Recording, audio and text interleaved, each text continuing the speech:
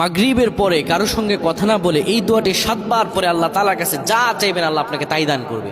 অভাবে আছেন, ঋণগ্রস্ত আছেন, মাথায় টেনশন, ঋণের বোঝা, বাড়িতে থাকতে পারতেছেন না, আল্লাহ সব আপনার পেরেশানি দূর করে দেবে ইনশাআল্লাহ। যদি আপনি আমলটি করতে পারেন, আমল মানুষের জীবন বদলিয়ে দেয়, আমল মানুষের জীবনকে পরিবর্তন করে দেয়। আল্লাহ তাআলা আপনার সব দোয়া কবুল করে নেবেন ইনশাআল্লাহ।